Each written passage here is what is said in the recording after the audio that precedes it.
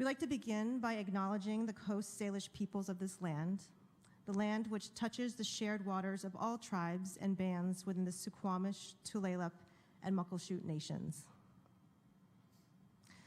So just welcome again to everyone who is joining us here this evening, to our community members, UW faculty, staff, students, administrators.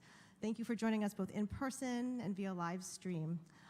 We are just so excited to be able to host this Louder Than Words series here at the Othello UW Commons.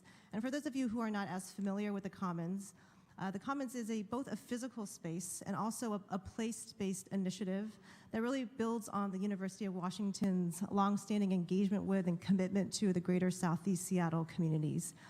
The Commons opened its doors back in January of 2019 to serve as both a learning and a collaboration space for community partners and UW faculty, staff, and students. And our whole vision for the Commons is that the University of Washington is really a valuable, long-term, and active partner in advancing equity in education, health, and opportunities in Southeast Seattle. And to help actualize this vision, that's why this Commons was really intentionally designed to serve as, this catalyst, this learning space, this convening tool, this entry point for collaboration between the University of Washington and greater Southeast Seattle communities. So as we continue our work of recovering from the pandemic, we are just so grateful to be able to reactivate this space with this Louder Than Words series, which is being organized by both the UW's Offices of External Affairs and Undergraduate Academic Affairs. So thank you again, everyone, for joining us. I'd now like to invite our Dean and Vice Provost for Undergraduate Academic Affairs, Ed Taylor.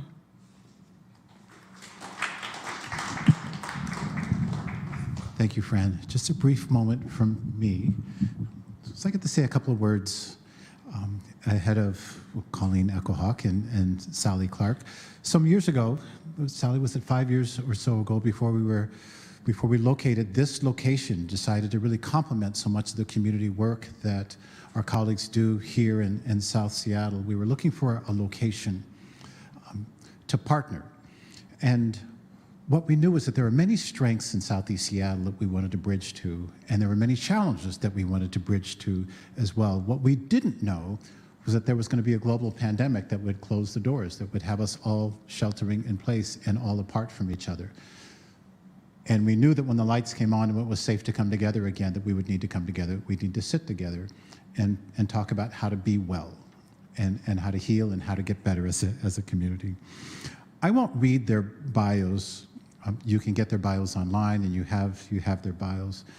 Sally is the Director of Regional and Community Relations at the University of Washington. It's a huge title. But I recently got an email, just December 2nd, and the line in that email was reimagining safety at the University of Washington, and Sally Clark was named as a person who was going to lead the effort to reimagine safety at the University of Washington. It was in September in my email that I saw the Seattle Times announcement that Colleen Echohawk would lead the Youth Care, the Seattle-based nonprofit focused on ending youth homelessness, and it announced engaging Colleen to do that work. So one is covering safety at a big public university, the other is ending youth homelessness. I won't read their bios, but I did something today. I just wanted to Google search them both, and I just went to Google Images. And what I saw was so many pictures of these two. They are in front of microphones, they are at podiums, they are in schoolhouses, they are at parks. They are holding cats. They are smiling, they are grimacing. People around them are joyous and at times grimacing, which means they are both in the work. These are two women who are servant leaders who are in a conversation about how we can be well. So I give you Sally Clark and Colleen Echohawk to have a conversation about how we can all get better. Thank you, Ed. Good. Thank you, Ed. Thanks for highlighting the big new project. But the cats photo, that is from a number of years ago when former mayor hosted like kitten adopt-a-thon out of the mayor's office, which is something, had you won, I would have been in my list of recommendations to continue. Well, I think there's a picture of me somewhere holding my COVID puppy. Oh, yeah. Like the end of last year, probably. So good. But So no good. cats for me. A little allergic. All right. Well, first, I want to thank you so much for being willing to do this. We've had some of you who have watched this series know we've had a couple of prep conversations before we get into this. Colleen and I are going to talk for, I don't know, half hour or so. And then I am going to ask if there are folks in the room who have a question. And some of you also know that we've just started this series and we're sort of working it out as we go. There may be some fits and starts here. And what we've decided to try tonight is that when we get to the Q&A part, if you have a question, we're just going to try simple raising your hand, and I will call on you, and there's a microphone in the room that will pick up probably what you say, and I'll also watch UW video to see whether I need to repeat your question so that the whole room and so that the video feed can pick it up. And if you're watching us via live stream, and we had a lot of RSVPs for that tonight, which is great and a testament to the interest in Colleen's experience. We are picking those questions up. You have an opportunity to email those, and those will be written down. And we'll work questions in as we're able to today.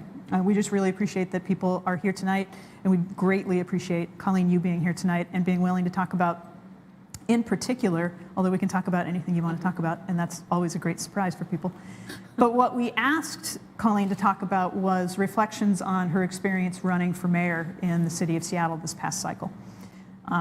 That is public service, as Ed described, is something that's of interest to both of us. And I have my experience of having run and campaigned and served on the Seattle City Council, but also having gone through an appointment process, which is actually a really different cultural process. And so we'll get into a little bit of that.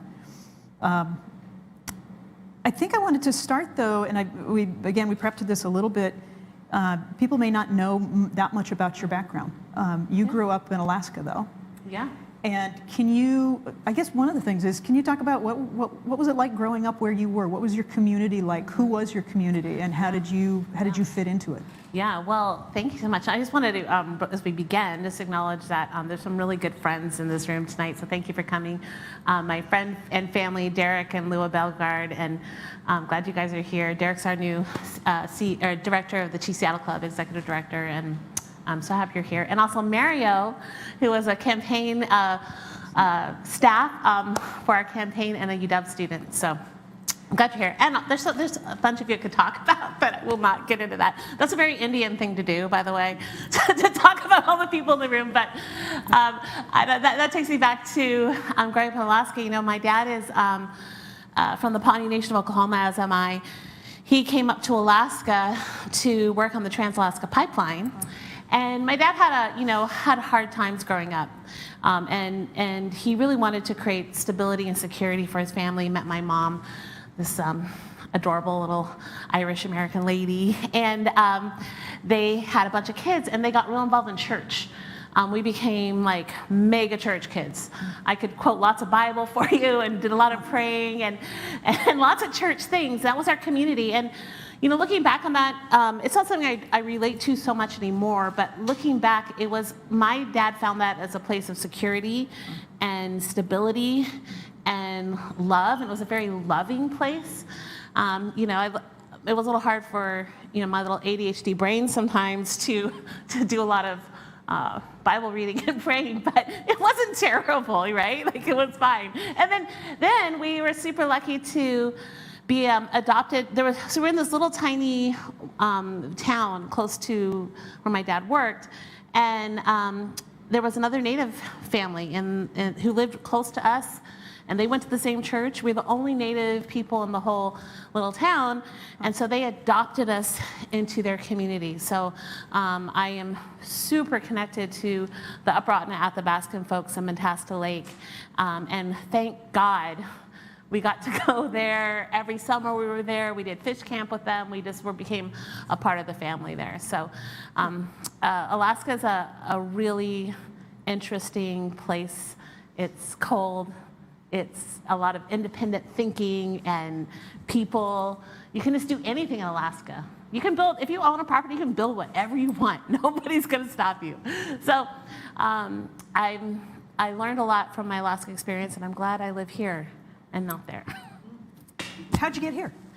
I had a boyfriend at the time who had gotten into UW, and was in pre-med, and he and I decided we wanted to. I was going to community college. So the other weird kind of part in my educational background is that I was not prepared for university or college. I went to the church school.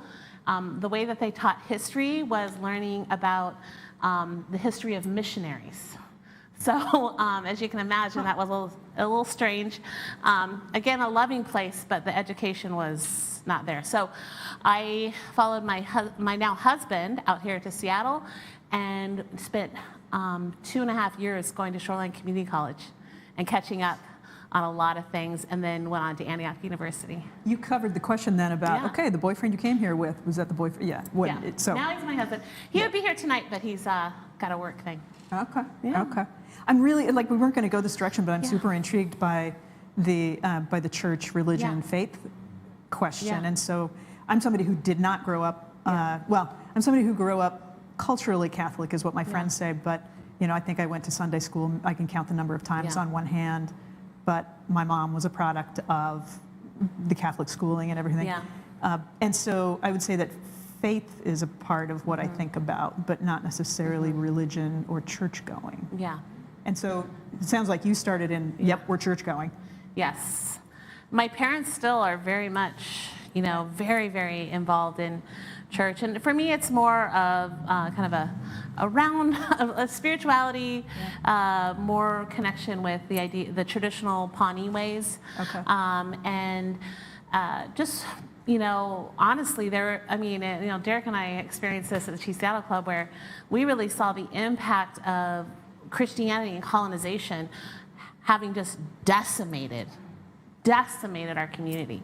And so it's very hard to stay connected to the idea of Christianity when you look at the impact. There's just no question, right, that Christianity really harmed our community. And also we see the impact today with the very, very high rates of Native people experiencing homelessness.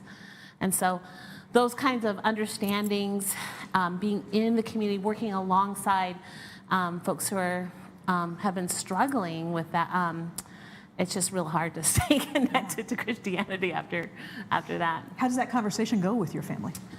We all, I have 7 siblings, and we're all there, so Yeah. that helps. We're Yeah. all kind of like, Yeah. But I also go back to, my dad's childhood was so hard. Times when he was like, starving.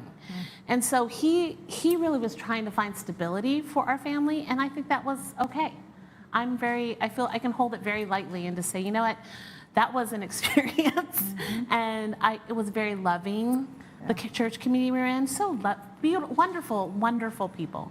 So, you just learn from those opportunities and keep going. I can, and Derek knows this, I can play piano. I can play piano for Christmas carols and at the Chief Seattle Club or wherever. I learned how to play church music, and that's a skill of some kind. And it's probably a whole other show to talk about what is the connection between Christmas carols and church music and Christmas, and that's a whole other show. One year at the Chief Yeah. Seattle Club, I was like, we gotta celebrate the holiday. And I was like, we gotta do Christmas. We took out the religious ones, but just like the fun, like holly jolly Christmas, whatever. And Derek was like, no one's gonna do it. They're not gonna work. And you know what? They came in, they liked it. Yeah. And we all sang together. More Frosty, more Rudolph. Yes, Yeah. so fun. Yeah. Yeah. Okay, we'll do another show on the religion Okay, and yes. Christmas disconnect. Okay, so let's use that as a springboard though. So you're in Seattle. You have done incredible work with Chief Seattle Club and really helped coalesce a community around the Chief Seattle Club's mission and what it does. And you have been active with other groups, obviously, and other efforts. And at some point, a light bulb goes off and says, "Oh my God, I should run for mayor." What actually happens there? Like, how do you come Yeah. to, hey, maybe mayor is something I Yeah. should think about? Yeah. Well, as you know, one of the biggest issues we have in our region is homelessness. And I was on many boards and committees as we all just tried to grapple, trying to figure out like what could we do, what should we do, and I've been a very loud voice there saying that specifically one of the things that just is so frustrating is the disparity in the numbers that show that Black and Indigenous and other people of color, Pacific Islanders, have incredibly high rates of homelessness. And so I and other leaders of color in the community have felt like we have to have more of a voice, more of and be out there and not. So I keep talking about Derek because he's here, but we did this work together, and we talked one time about how, like, if we missed one meeting, one committee, something would happen where we were not able to, like, ensure that the Native homeless community was going to be taken care of. And so I just kept, pushing that. And then as as people started talking about who the next mayor was going to be, when Mayor Durkin said she wasn't going to run again, there was just, I'd be on some kind of Zoom call, there'd be a private direct message over and over again, like, would you think about running for mayor? Could you run for mayor? Will you think about it? We need someone who's going to focus on homelessness. And so I talked with my family. I talked with Derek. I talked with, other leaders in the community, and said, if this happens, would you support me? Like, what would it look like? And I just jumped into it. I had just felt like if I really wanted to do all I could for the homeless community, that this is the next step. Derek, you're going to be in the book. I mean, you're coming up here, so yeah. I think that process is really fascinating, and it's something that for the insider baseball geeks, there's just so much that goes into deciding if you're going to run for office at all. Mm-hmm. And to run for mayor in a major U.S. city these days is really something. It's really putting yourself out there, and I shouldn't say it this way, but to be a fly on the wall while people have that conversation with their significant others, with their kids, about, I'm thinking about doing this thing, and here's what it will mean for us in the coming months. Yeah. How did that conversation go? It was hard. I have a very, very supportive partner, and he just was like, Colleen, I think you should do it. I think I'll back you up every step of the way. I think the hardest part was with my kids. They're 13, or they'll be 13 and 15.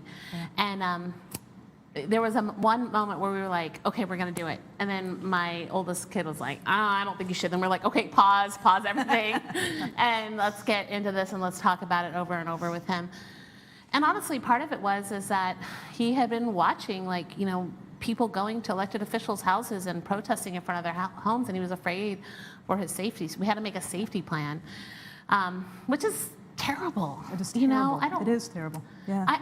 And it's one of those things, like, I want every Native young person or every Native person, I want them to feel free to run for office. But man, my kiddos were afraid for their safety. So we had to make that plan, and once we did that, they felt better. But also they were very relieved that I did not make it through the general. They were happy. Congratulations, you washed out. Yeah.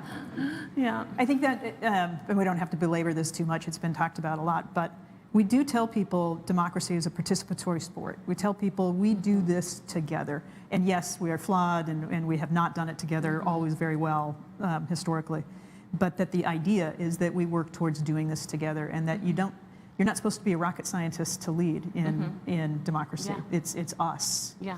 And yet we're in this very fraught time where many people have talked about, safety plan, and having to talk with spouses about, here's when you get to say we stop, or whatever that might be. So, so you had to run for office during a pandemic, which, I mean, to some degree, it's like, okay, I don't have to drive as much. I don't have to crisscross the city for forums that are at 5:30 in South Park and then 7 o'clock at Northgate at best, or 6:30 at Northgate. But you had to do it sitting at Zoom continuously. Yeah. What were your take? Were there any? Can you think of any moments where the absurdity was really apparent, or things that were great about it? Maybe there are some things about it where you can get to more forums, but it's not genuine because you're not in. I guess it is. I don't want to say it's not genuine because it's the best we can do. But boy, I really like being in the room with people. Yeah. And I do love being in the room with people. I love that. And so it was hard to do it over Zoom. And I think that in many ways it was a disadvantage. I was running against people who had a lot of name recognition, had been elected before, and I could not get out there face to face with people until the very last week and a half, I think, of the campaign. Then we did, I think, 4 or 5 in-person events, but they were all outside. And it was one of those things when, when we look back, that it was, I think that we could have done a little bit better in the amount of votes we actually got. So it was tough, but it was good to be able to do it right in my basement. I have like a whole setup with like all the lights and the whole thing, and then I could just finish and go have dinner with my family. So that was nice, and I guess, but it was also a disadvantage. Yeah. That's a really interesting highlight about running against people who have name recognition to begin with, and then being able to make that personal connection with people, that personal impression. And you came out to the U District and did a walking tour with U District business people, talking with them about their experiences as small business people during the pandemic. And people mentioned that, like, that made an impact for them. They really appreciated seeing somebody out in person with them. And we knew too that once I could get in front of someone and say, hey, this is what I care about, this is what I could help do at the city level, people loved our campaign, but we just didn't get that opportunity to do it. So. Did you get weird reactions from people for running, or in forums, or in walkarounds and things like that? Yeah. And I'll just leave that as, did you get any weird? Yeah. I think weird and like rude. I think that was, I called up this one guy who's a very prominent person here in Seattle, and I said, I'm gonna run for mayor. And he's like, why the hell would you do that? and it is, like, it's a very hard time to run for office. And people, that was the number one kind of weird reaction. People like, why would you want to do this? And that was a hard thing to hear over and over again, because it makes you question. You're like, am I sane? Like, why am I doing this? But then, I had incredible family and campaign staff who were just, we were so focused on that. The homeless community deserves someone who understands what they're going through and will fight for them. So that's what we kept coming back to over and over again. The version I get of that still is people will say to me regularly, gosh, I bet you're glad you're not on the city council anymore. And I'm sad for that question. And I usually say, I'm really happy doing what I'm doing right now. It was the right time for me to move on to the next stage. But I'm hopeful that people will still step up who want to do the work and who want to do that work together, because it's an incredible opportunity. It's an incredible place to be, to get to try to make a difference. I kept telling people too, as a Native person, we're used to doing hard things. Like, life is not easy for Native people in this country.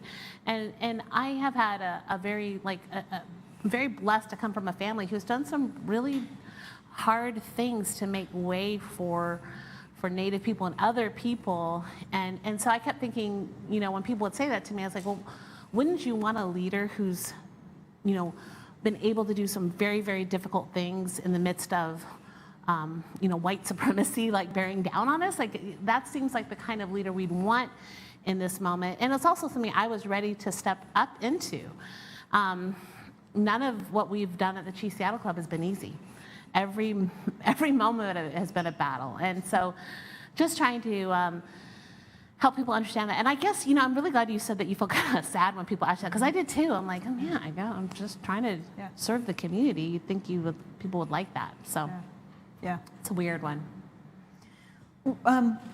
Were there ways that you thought about your campaign or your service that are part of how you think about your Native identity or about how you were brought up?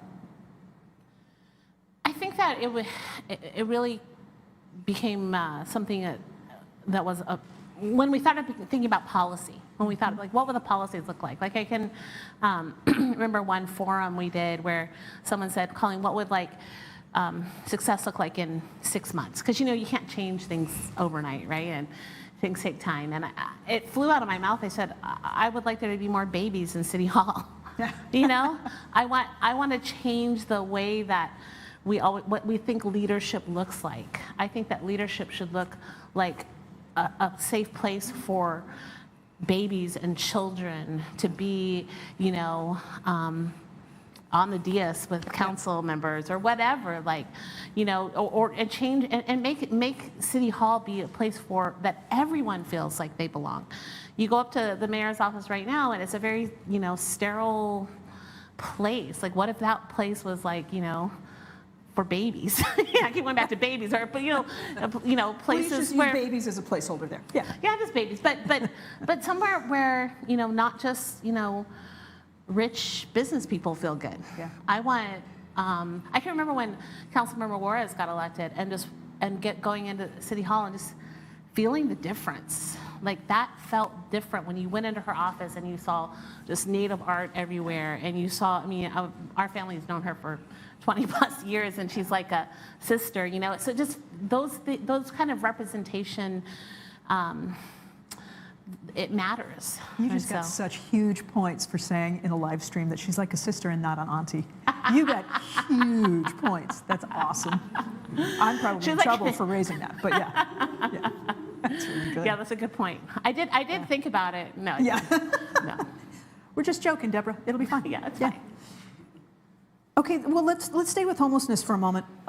During the campaign, you said, I believe that the unhoused of the city have the answers, and they simply need the opportunity to get stabilized. Mm-hmm. And when I was reading that, I thought, you know, I think fundamentally people in Seattle want to believe that. Yeah. And as time has gone on, as the pandemic has gone on, as the visual manifestation of homelessness has continued, and especially as we've had the park battles, Yeah. do people really believe that? Mm-hmm. How did you encounter people when you said that and when you were talking about that on the campaign trail? Yeah, I don't think people really believe that. I think that I believe that because I know it's true. I've experienced it. I have been, you know, so privileged to walk alongside folks who've experienced homelessness and to be their friend and to hear their stories and to hear their wisdom. And I always think about this story when we had a guy that worked for us at Chief Saddle Club, and he had come out of the prison system, was homeless. We found him a job. He had a job, but it took him a while to get into housing. And once he got into housing, I remember saying to him, well, what are you spending your time doing? And he said, well, I'm reading. So, okay, great. I said, well, what are you reading? And he goes, well, I'm reading, and he was kind of embarrassed to even tell me. He said, I'm reading neuropsychology.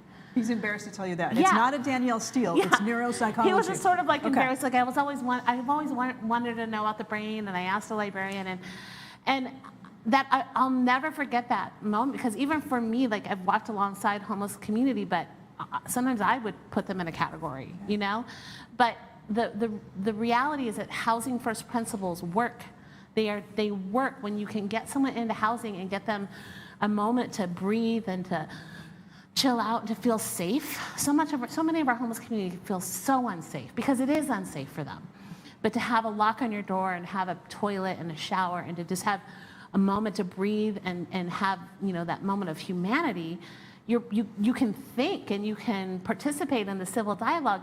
We have 11,000 plus people in this region who are experiencing homelessness. We have huge problems in our region. They might have some of the answers. I think they do have some of the answers. And it's a larger belief that I have, that I think that there are marginalized people in this city and in this country that we don't listen to, and we're not making space for them. We're not saying your views and your world belief in your belief system and your the way that you understand knowledge matters, and we're going to listen, and we're going to be we're going to you know, be together in that. So it's a larger belief system that I think when you ask me the question, do you think the city believes that? I don't think they do, because we don't know each other. Oh, And interesting. that's why it doesn't connect. Can you talk more about that? What does that mean if we how would we know each other better in order? So what I go back to is, and you met plenty of these people on the campaign trail, but I think we all encounter our neighbors, or we are in this camp where we start to generalize from the one or two homeless people that we've encountered who are in crisis, Yeah. have been living through trauma for so long that they are at least in a very harmed state and operating from a deficit that is difficult for them to be climbing out of. And so we start to generalize that to that, there's no way that person knows the answers. There's no way that person can possibly be making the right decisions. And Yeah. we start moving from there. Yeah. So how would we know each other better in order? You know, And I'm asking this also like, I know all the answers, right? I got elected. yeah, of course, Sally. Awful, awful, awful. Oh my God. Yeah, I think that one thing we have to go back to is that we can see the impact of racism in our homeless community. We see Black and Brown, Pacific Islander, Native people who are vastly disproportionately represented. And so we find it hard to break through those barriers and to see people and to know people. And honestly, I feel so privileged and honored to have gotten to do the work at Chief Seattle Club because I got to know and love these community members. And so I think it's, we have to be purposeful as a community to know and love our homeless community. And it's not hard. It just takes willingness to be uncomfortable. It takes willingness to, step outside of your normal boundaries and see people. I'm going to ask another question, then I'm going to ask if there are folks in the room that have a question at this point, because I can keep going. Like again, white former elected person, I can keep going. So let's take that to youth. So you're at Youth Care now, and so we have the question of do people believe that homeless people have some of the solutions and are part of creating those solutions. Now you take it to young people who have been homeless, and all sorts of issues related to how do they get involved or trusted to be a part of the systems that are trying to solve. Yeah. How, Absolutely. I believe they have amazing answers for some of the big issues in this world, but trying to find ways for that, trying to walk alongside those young people who are experiencing homelessness to help amplify that voice is a careful dance. It's something that can't be, like we're going to bring them all in this room and just wait for the magic to happen. It takes awareness of trauma. It takes awareness that some folks are hungry. It takes awareness that some folks have experienced, some of these young people have experienced some incredible discrimination, and so it's a careful process, but it's one that is so rewarding, and not rewarding is not the right word. It's so the right thing to do and to be. And the more that I'm been at Youth Care 3-ish months now, and having done years of working with folks with chronic homelessness, we have to stop youth homelessness. Yeah. Because those are the folks that become year after year after year, and their pain just grows and grows and grows, and the trauma grows, and the addiction grows, and then they're 20 years later still experiencing homelessness. So it's been really wonderful to work with the team at Youth Care to be supporting these young people to stop the trajectory that they're on. and Youth Care and some of the other organizations are doing a lot of work in terms of whether, I'm going to call it a youth advisory board. That's not accurate, but I'll use that as shorthand. But the youth boards that are trying to make recommendations themselves on here's what the programming we'd like to see, or here's where we'd like to be involved. It feels like Youth Care has done a lot of work there, and is that scalable? Is it? I guess, I mean, I'll ask the basic question: is it successful? Does it work? And is it scalable and continuing? Yeah. So I would say that we have in the past done well at that at Youth Care, and currently we're kind of rebuilding some of that work of having youth advisory boards and having them involved in the process. But I can say that on the larger level, we know that best practice in the work of homelessness is that the lived experience be amplified and lifted up, and that we're following their leadership. The Lived Experience Coalition here in Seattle is so amazing and cool. But we also, as someone who's been involved in this work for a long time, we are clumsy with it still. And we need to like be, again, in that spirit of knowing each other and hearing each other and being okay with difference and okay with that uncomfortable space. We have some work ahead of us as in the region. And I'm excited about the Regional Homeless Authority and the leadership of Mark Jones, who he has helped on a national level move the voice of the lived experience folks further. So I think we'll see some interesting things happening in the next couple of years here. I know I said I was going to go to questions, but you brought up Mark, and Yeah. I think their experience, starting out has been so fascinating, and I don't know, we'll see if maybe we could get Mark to speak as part of this series. Not necessarily about exactly what's in their work plan, but I think Mark's approach is so interesting, and to some degree I feel like, I started getting messages from people about, I don't know, I think we're at odds, I don't know, and so, but I think they're okay with that. Yeah. Like they're like, you know what, we're Yeah. going to have some disagreements, we're going to have some conflicts, I'm going to ask you all for more money, Yeah. and so had you won, you would be the person trying to Yeah. figure out, wow, Mark wants more money, and I'm not sure what's going on, and so watching the RHA, watching the Regional Homelessness Authority start to build these new relationships now with council members and with the new mayor is going to be really interesting, and they've got to be successful. Like this They has to do. work. And I'm a huge fan of Mark's. I've known them for many years now, on the national level, and it will cost money. I just want. The more we can say that, if we want to solve this crisis, it is going to cost a lot of money. It just is. And so, there'll be a lot of negotiations going on in the next couple of months and years. But we have created a system in this city right now where unless you are making over $800 or $80,000 a year, you cannot afford to live in the city. And so we have a responsibility, again, to lift up some of our most vulnerable members in our community. We're talking about children and elders, and it is truly immoral and inhumane that we have allowed this to happen for so long. And we have a lot of work ahead of us to kind of fix the damage that has been done. Okay, any questions from the group yet here in the room? Young man in the back there. Thank you. How did you start the conversation about policing and public safety? Mm-hmm. And how do we begin to prepare, if it can be prepared? Is that a good pickup on the audio? Do I need to repeat anything? Are we good? So I should repeat it, I think. So the question from Ed Taylor was, how on the campaign were you able to start the conversation, or how was the conversation brought to you about policing and public safety in our city right now? And that's a big one. And you've also been deep in that. I mean, you've been part of the Community Commission and other efforts. So take that wherever you'd like to.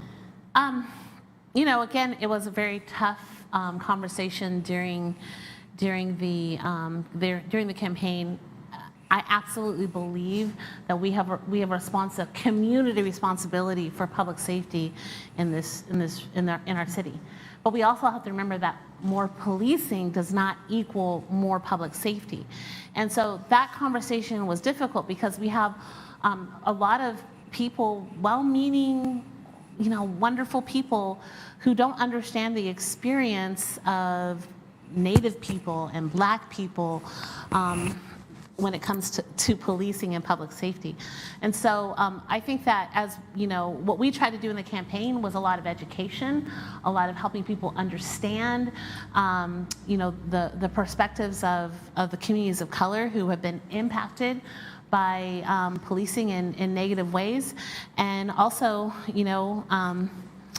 honor and respect each other as human beings, including police officers. I have an uncle who's a tribal police officer. I have, there's, we can't use, the anecdote of I know a police officer and that one is good because that doesn't work. But we have to remember that there are human beings on the other side of that uniform that I think is important to recognize. I will always do that and be a part of that conversation. So it was it was not the easiest conversation through the campaign, for sure. And we have a lot, we learned a lot about how to talk about it, I should say, for And sure. it seems like we're still learning about it too. I mean, in the campaign, I don't know if you were all, pressed to defund by 50%, refund the community. These are all evolutions Yeah. of the conversation during the campaign and after. How were you approached on those, and how did you deal with those very specific sort of litmus test questions? We really talked about reinvesting in the community. I've been very fortunate to have, worked with some of the amazing organizations in this neighborhood and actually throughout the city, who are reinvesting in what public safety should be and could look like, and reinvesting in a way that where it comes from the Native community, the Black community, and giving space there. The defund word got really hot, and really there was a lot of, as you all know, it became a word that was inflammatory and frustrating for people. So we did not, I did not talk a lot about like the defund by 50 or try to keep it more as a reinvestment into the community. And that's such a political answer right now. But it was one of those places where, we were trying to let, again, having been being a brand new candidate, people didn't know me. We were trying to help people understand, a very different perspective of what public safety meant. And so it was a challenge, as it is answering this question right now. Well, yeah, I mean, I guess looking back also, and I'll do this. If we look at kind of where the two finalists end up being seen on the spectrum, you end up being kind of in the middle of those two candidates. Yeah. Not necessarily over on the what would be considered. All of these are moderate positions, and I'll get in trouble for saying that with other folks too. But all of these are relative for Seattle. Come on, it's Seattle, and you would be someplace in the middle. Which didn't necessarily help you with some of the super aggressive defund voices. Yeah. And they didn't love your connection to the Downtown Seattle Association work, and yet Chief Seattle Club is in the greater downtown area. You kind of got to be there to play. And you talked about being at the tables, having voices at the tables. So there's a sort of can't win. Yeah, and one of the things I learned is that if I did it again, I might voice stronger opinions about certain issues, like defund issue. It's funny, my sister just walked in, and I'm the oldest of our sibling group, and I'm just like one thing that was hard for me is that I'm a peacemaker. Like, I just want to make everyone happy and bring it all together. And as a candidate, that was not always the best way to be. And so, in retrospect, I might have, I learned and would change some of that for the future. That's funny. So I'm an eldest as well, and and there are different factors in my family where I'm like, yep, we're just gonna bring this together.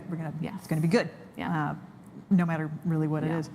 And yet I find, and I think the longer I was in office, the more I was like, ugh, just yes or no. And much less like, now I want to explain this to you about why. Because people would be like, I don't want to hear why. I don't want to hear all of your explanation. What is your answer? Fine. No. Yeah.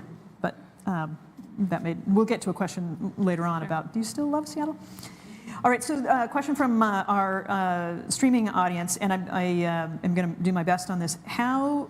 For you, how do indigenous political and decision-making ways, either with your specific heritage or in general, differ from what you experienced difference from what you have experienced in the U.S. and Seattle politics during the run for mayor? Can you read it again? I'm not sure if I understand. How do indigenous political decision-making ways differ from what you experienced of either U.S. or Seattle politics so far, and also during the run for mayor? It's an interesting question. Just speaking as a Pawnee person, not as all, because there's very many tribes here, where we sadly have a Crow member in the audience right now.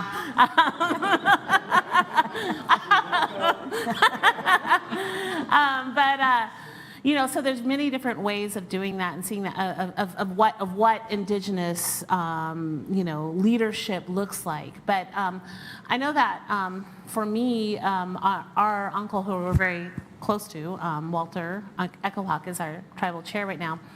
And I try to model my leadership based on what I see from our tribal council members, which is, a very strong but also gentle way of seeing the different issues that come into the community. And also, I think the thing that I've learned from my Pawnee leaders and also ancestors is care for the whole community, care for for everyone. Care for that person that's driving you crazy right now, and understanding that everyone deserves home and stability, and that we don't let people sleep on the side of the street. They are our relative. We say that at the Chief Seattle Club, relatives, because that truly is what we mean, that person belongs to us. And so if I was elected leader of Seattle, I would feel that way about all of you who live in this city, that we belong together, and that my responsibility would be to care for this city and the people that live in this city as a whole. And so, it's a really interesting question. I appreciate the chance to get to share a little bit there. Well, let's take the United States part of that, and for some candidates, we have the experience where some candidates get a lot of attention from national groups when they run for office, especially as a first. What kind of attention did you get from national groups, or I guess groups even in other parts of this region? And for some candidates, that can be energizing, but also distracting, because it's not the core work of your campaign. But you get drawn on because you are seen as a representative, as someone who is representing a broader group. And so I've certainly heard other candidates say, the demands on my time because of who I am and where I come from are greater than white dominant culture candidates. Yeah. I'm trying to look at Mario. I don't remember if we had national people supporting. Oh yeah, we did. We had some national Native leaders who were a part of supporting the campaign, especially early on. But then we had another awesome Native candidate, Casey Sixkiller, that came into the mix too. And so people were kind of like, they wanted to support us both, and kind of just didn't do anything. Like the tribes in the region, they didn't. Both Casey and I talked to all of the tribes, and they were all like, yeah, and they gave money to both of us. So it was one of those kind of interesting, situations where we had two Native candidates, which I think was, really awesome. I love Casey, and we talked throughout the whole campaign, and we're supportive of each other as just candidates. And that's really good. Yeah. Yep, that's really great. Well, I guess I'll go. I mentioned this a moment ago, so we'll go ahead and jump to it. I think at the start, people are always asked, "Why are you running?" And invariably, in there someplace, in the response someplace is I love this city. Yeah. This city has been great to me. Yeah. This city is an amazing place. I want it to be an amazing place for others. Yeah. Did you start out with that, and do you still, how has that feeling maybe, has it changed at all through the course of the campaign and what you have learned about you or the city during the campaign? It was funny, the beginning of, when I was trying to make the decision, I had another opportunity that arose in DC, and I remember talking to my sister Lael, who lives in DC and really wanted me to go there. But then she said, Colleen, you're the only one I know who really, really loves Seattle. And I just have, my husband is from Hawaii. We lived in Hawaii for a couple of years. When we moved over there, I was the only one on the plane just crying on my way to Hawaii, because I just like Seattle. I just really do. And so that was the other thing I did. And I think all the candidates, love Seattle in the same way I did. And I still do. I look back at this campaign and I think, oh my gosh, 20,000 people voted for me. That was a big deal. And I care about this community. I like the people in this community so much, and enjoy the this culture we've built here in Seattle. I just think it's one of the best cities in the world still. And yeah, so I'm definitely on the I Love Seattle board. I'm the chair of the I Love Seattle board. We're going to get T-shirts. Yes. It's going to be awesome. No one can kick me off. I'm self-declared. It's going to be. There must have been tough moments, though, during some of the more stressful or strife-filled times. Because you were a moment ago when we were talking about when you were saying, someone who is sleeping on the street is part of our community, is our relative, is part of us, and we remain just in such a tough spot in the city for people to have enough coherence around that. I guess enough people who coalesce around that idea. And I was in a meeting a couple of weeks ago where a person was talking about how he was showing out-of-town family around, and that he was just so embarrassed for the city and so embarrassed. And I just have kept thinking about that since that meeting, because embarrassed, I think, is such a, I mean, I think he chose the word purposefully. Yeah. And it says a lot. Yeah. I don't think it says a lot about community to me, though, and I don't think it says a lot about mutual responsibility. Yeah. Yeah. Yeah, I don't know. Yeah, I mean, I actually use the word embarrassed sometimes too, because I think that what's frustrating about, for me, especially early on in the campaign, was at the time there was just trash building up everywhere. It was before the city had the trash initiative, and it was. I know people who are out there living, they don't like that trash either. They wanted help and support to get that trash out. It was a toxic environment, and I was like, it was so embarrassing that we had that everywhere. And so thankfully there's been some work done on that level, but more than embarrassing, I say it's a moral outrage. It's a how do we get to this spot in our community, in this very, very wealthy community, where we have hundreds and hundreds of people sleeping outside tonight, thousands. Checking for other questions before I continue with mine. Okay, I'm going to go here first, and then I'll go to Marcus in the back. Hi. My question might not tie back to what you just mentioned, but this is something I'm wondering, but what are some kind of barriers of experience in like addressing the issue of homelessness within Indigenous populations in Seattle? So either barriers as well as policies that got or systematic barriers that got Yeah, what a great question, because it's easy for me to answer. And the reality, think about this, in the past 20 years, the majority of the homeless policy has been dominated by white men. And so it hasn't only been in the past 10-ish years that we have seen, BIPOC leadership really come into the story. Like, it just has not been there. And so, I've been sharing this a lot with the staff at Youth Care. We have to look at all of those policies that have been made and say, do they line up with our values of being anti-racist warriors? Like, will we battle through every single one of those policies that has ensured that, our Black and Indigenous young people are more likely to be in homelessness and remain in homelessness? And the policies are deep. They're everywhere. And so, it's another reason I'm really excited about Mark being at the Regional Homeless Authority. Like, they understand that at a very deep level. And so it's been really amazing to see new leadership happen. When I first started working in homelessness, I was always the only Native person. I was the only Native person on our Continuum of Care Board. Now we have 4 Native people on the Continuum of Care Board, which I think is like a record around the country, because Continuum of Care Boards are in every major city. They're HUD mandated. So that to me is really positive and exciting. But I will say that even though people know that Native people have the highest rates of homelessness, there's still reluctance. There's still kind of like, I guess we're gonna have to deal with Derek Bellegarde again, or Colleen Echohawk. Like, people don't really, I think it's because, I don't even know, it's just because it's embarrassing, I think, for folks, and they feel kind of like bogged down by how hard it is, and it's it's something that we still have to continually battle.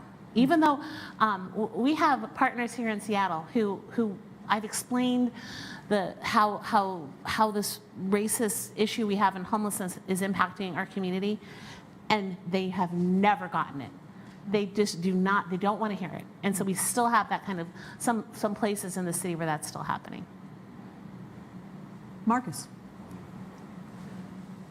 So we know that our media can many times has an outsized role in crafting the narrative around certain candidates, Yeah. whether first-time candidate of color. What was the most challenging thing in terms of dealing with the media for you? Oh, Good question. that's Good a question. great question, Marcus. Of course it comes from the From South Seattle Emerald. executive director of South Yep. Seattle Emerald, founder. So glad you're here, Marcus. You know, the Puget Sound Business Journal, even though I had way more support, way more money, they never once mentioned me. They mentioned Justin Farrell, they mentioned other candidates, but they never one time made one mention of me. And so that was hard to manage. I think the other thing is that I just wasn't, you know, I hadn't done that kind of media before. I hadn't done, you know, media around homelessness and as the executive director of Chief Seattle Club, but that was it. And so there was just a lot of learning curves. You know, I made some mistakes early on, said things that I was like, oh, that came back around to get me. And I think that was really hard because I just want to be authentic and tell people what I really feel. But when I did do that to the media, there were things that just didn't, again, because the media has the way they've always done that. And I'm talking as a Native woman who is focused their career on homelessness, many things got lost in the translation, just the subtleties of the way that I view the world, right? So it was a real big challenge. I had a lot of people on the team trying to help me, especially the first 3 or 4 interviews were bad. They were bad. I look back, I'm like, oh gosh, that was really bad. The mayoral forums, the first couple were so bad. So, but anyways, I learned. That's good. I learned and grew, yeah. So we are approaching the end of our hour, and so I'm going to do 2 quick fire items, Okay. which you've been warned about in advance. Yeah. What are you reading right now? Well, I just finished A Firekeeper's Daughter, which I can't remember the author's name right now. Oh, Firekeeper's Daughter? A Firekeeper's Daughter, Anybody? somebody remember? All right, Anyways, keep this going. is beautiful young adult fiction written by a Native woman about a young Native girl's experience, and it's such a cool book. It's won all kinds of awards. Huh. It's one of those nice books where you don't have to. It's not an academic book. It just feels like you can just sit down and drink a cup of tea or whatever you're drinking and enjoy it. So I loved it. It was such a good one. Yeah. Okay. All right, and in your bio, I don't know why you reveal this, but probably that's my reaction because I can't imagine revealing this. But you are a karaoke person. Mm-hmm. What's your go-to? Where do you? You got one song you can pick for the night. What's your go-to? What do you got? I love it that you said. I don't know why you put that in your bio. That's so good.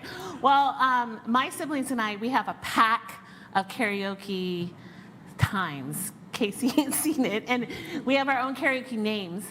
Mine is the Duke. They call up the Duke. My sister's is Fairly White. She's here. My other sibling is Barely White. We have a Wilma Nelson.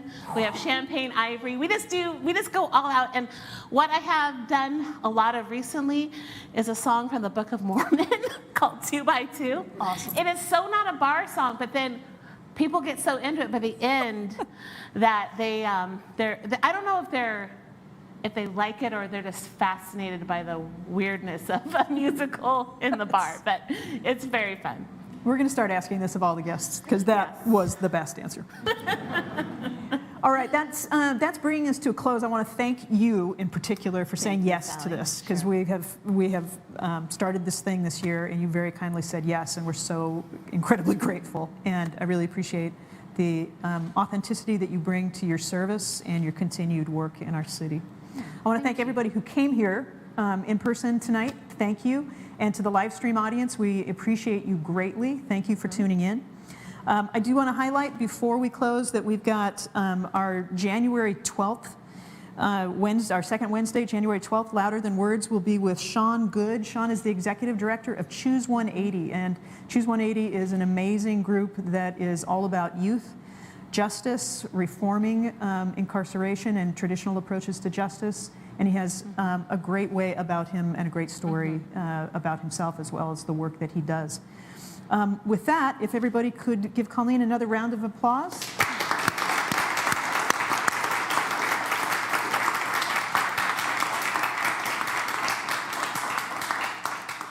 That's it. Be well, be kind, and have great holidays. We'll see you again. Good night.